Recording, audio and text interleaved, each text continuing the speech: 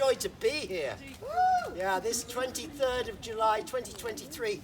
As most of you know, my involvement with Crossbones began on the 23rd of November 1996 when I received a vision of the goose, the spirit of Crossbones, who led me here in the middle of the night when I had no idea what this place was. And she told me all about it. And later I discovered that a lot of what she told me was true. If it wasn't all literally true, it was certainly a poetic truth. And I'm not going to now perform the Book of the Goose because it's about 15 minutes, and I'd like, first of all, to create a spirit of relatively quick turnover of bardic works, and also check that I've got the breath for it all. No, I'm so old. But I was going to mention, I will be certainly performing the Book of the Goose tonight.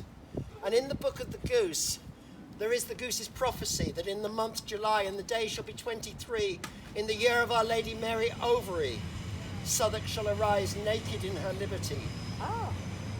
Ben Edge, who's here recording, visited me in Glastonbury and interviewed me and persuaded me to fish out the original notebook in which I actually wrote down as the goose spoke to me, and it was almost exactly as she gave it to me. But of course, as a writer, I polish bits and shape them. And we were very shocked, or I was incredibly shocked, to discover that actually the line originally read, in the month July, and the day shall be 23, in the year of our Lord, 2023. So here we are. Woo!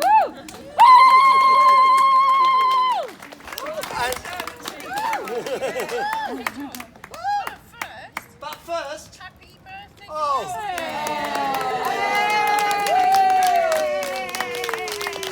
Well, traditionally, of course, 23rd of July is Isis Magdalene feast at Crossbones, which we'll be celebrating tonight at the vigil at 7 o'clock. God, this one hell of a day. Or one heaven of a day, maybe. Yeah. One heaven and hell married in this day.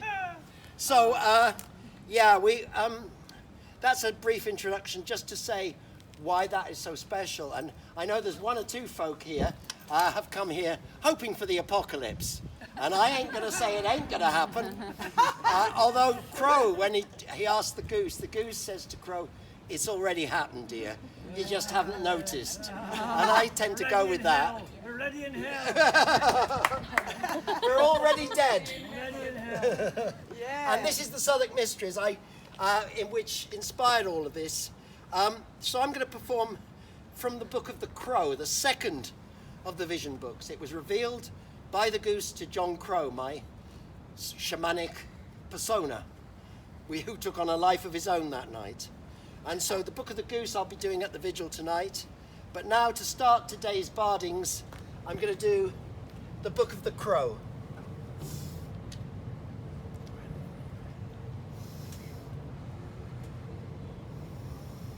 There's a bridge of stone and a bridge of iron gird the dock of St. Mary Ovary. There's a Southwark goose with a crow let loose in the heart of the ancient liberty. Led him down by the clink, through the sweat and the stink of the stews, to a bankside oratory.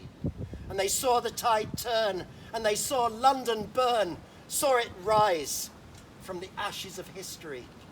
And then she led John Crow to the river below, and her look was wanton and wild, and he saw through the grime and the ruin of time the face of the child, eternity. And then she gave him a look that by hook or by crook she would make him her man. Brother man, quoth she, come heal thy sickness, cleanse thy voice, and I'll have you to sing of my mystery. Come, drain me marsh and tan me hide. Come, immigrant and refugee. Come, brew me beer and wool be dyed in the making of the liberty. Come, lock and stock to Ovary dock, from Flanders, France and Italy. Come, moles and dolls and folderols, a taking of the liberty. Come, heretic, outlaw, Jack Crow and Jack Daw, here Here shall you all find sanctuary, where the actors and whores are the keepers of doors that open into the liberty. Come black, come white, we open all night in the dance of delight. All's one to me.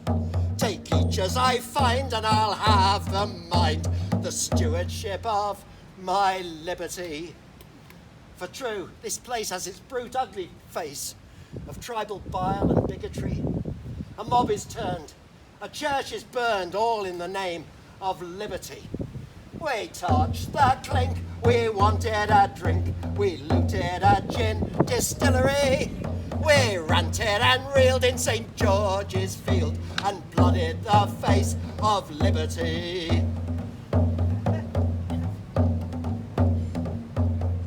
And she led him down to the mud flats by the Red Bridge of Blackfriars, over from St. Bride's. Greed, who turned water to beer in all Ireland, and remembered her own bog Irish, come to drain the marsh, to dike and dam, shore up Roman ditch and causeway, reclaiming land as yet unfit for human habitation.